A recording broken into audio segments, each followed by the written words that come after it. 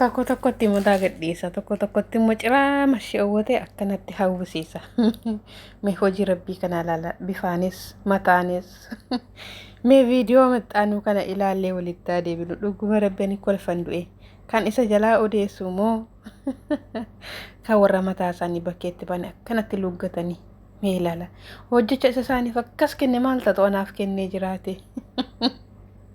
Hankoo achumee na godhee. Anaaf irraan hiru ture mee ilaala viidiyoodhaan.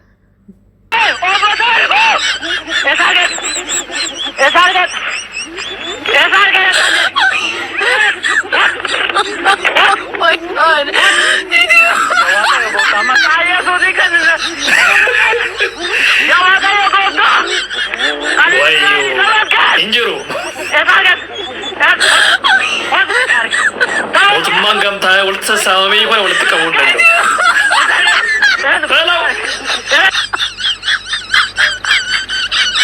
Isa kaanii fi hamma mudhii irratti kennala. Isa kaan immoo akkanatti hawwisiise.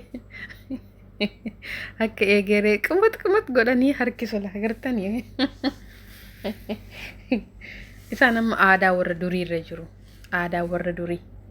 Hamaata akka isaanii hin galle amma jechaadha. Nama hankeenya kuni basmaa as qabanii feeriin hin hafu, lippistikiin hin hafu, kuuliin hin hafu. Wantumni hin hafne hin jiru addunyaa kanarratti warran keenyadha. Warri bifa hin qabnes, warri mataa hin qabnes ishuma qaban immoo akka godhatan. Sanuu as jal'isaa isaa hin beekanidha. Laala. Sanuu walii firuu miskiina walla wayyaan isaanis gurraacha, mataan isaanis gurraacha, fuulli isaanis gurraacha. Kun uummata Oromiyaa keessa dhaqanii dhugaa rabbi ijoolleen itti malaalaa oolti. Dhimma biraan qaban hojii biraallee hojjetan ijoolleen keenya. Kanuma laaluu bicha tokkoffaa waa'ee hojjaa isaaniitti isaan garrama. Lammaffaa waa'ee mataa isaaniitti isaan garrama. Sadaffaa waa'ee fuula isaaniitti isaan garrama. Gurraacha hin qabdi Oromoon. Keessumayyuu gurraachi hin jira garuu akka warra kanaa miti. Xiqqoon keenya xiqqoo lashashiidha. Lashashii yookiis immoo fooyyee qaba isa jennu sana jechuudha. Garuu tokkummaa qabaachuun isaanii baay'ee namatti tola. Akkanatti sargiidha qabumoo maal akkaataan sanaan galle unaafoo. Otoo sargii ta'e islaamatitti akkasitti walitti qabanii addunyaa lammaffaa agarsiisanii deemuure. Maskaatii baadiyaa keessa jira manni kun yoona maskaatichi jechuudha maddoo magaalaatti hafeera. Isa maskaatii mana balbala irratti gashatan isa keessatti of ilaallanna turre nuyi. Amma zabana kana mun beeku ergan biyya Arabaa kana dhufee biyya Arabaa kanatti maskaatii masa guddaa jira mitiire warras keessa jiran hin beeku. Dhugaa rabbiin otoo mataa qabnu otoo fuula bareedaa qabnu ofiin kunuunsinu garuu isaan qallaali ofiin kunuunsan amma isaan mataa isaanii kana jechuudha.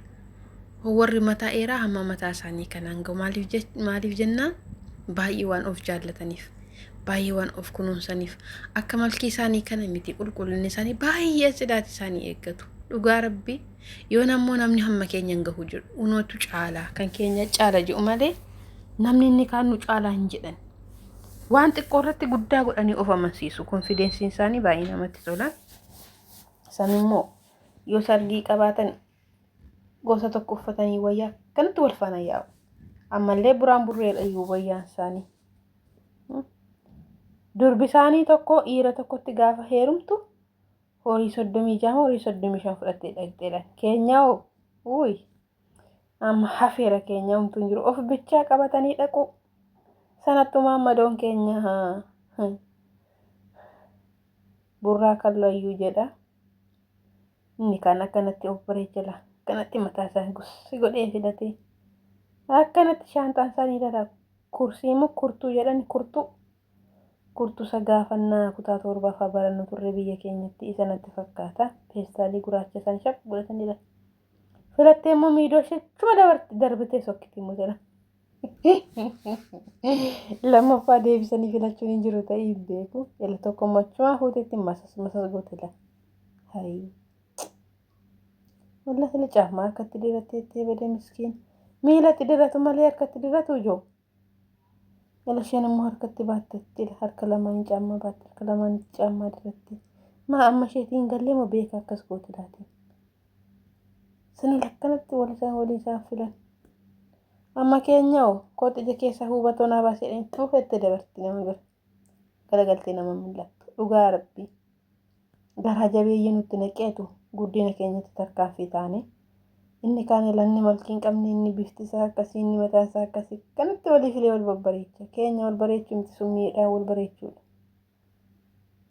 silaa utoo kana faadaallee barumsa irraa arganna turre durbochee keenya warra booletti maammadotti maxxantanii dhunguudhaan wal sallassitan kana laalala kana faadala oromti mataan qabne kanatti wal bareechuu sin immoo mataa keessan fata waa godhadhaati silaa wiiggiin amma toleera sila ta'eef gaafa biyyatti galtan harree daakuu keessa yookiin daaraa keessa gangalattee baate fakkaattanii galiina dhugaa rabbii fuwa ji'aatii la cidaatii keessan eeggadhaati wayyaa bareedduu ishee uffadhaati qabarrar jedhaati isa maammadan dhufee sin habbuuqatu miti abbaa keessan obboleessa keessa waammadhaa sanii booda utee dhageessa fata godhaati wanna kennitanii fi baqan jiraa miti sarpiraayizii maatii ofii godhan tokko dhugaa rabbii anamma abbaa kiyya na hawwaa jira abbaa kiyya ton biyya kana fidee akka wookiitti isa baafadha ta'e gaafan galummaa abbaa kiyya booletti waan dhimma sin agarsiisa dhugaa rabbii wanta hin yaadamne hojjedha wanta hin yaadamne gammachuun abbaa ofii fi gammachuun haadha ofii keessumaa dhugaa rabbii eebba addunyaa kanarraa hin jirredha kanaatiif gana maammadootti rarra'iina kanatti fataaf godha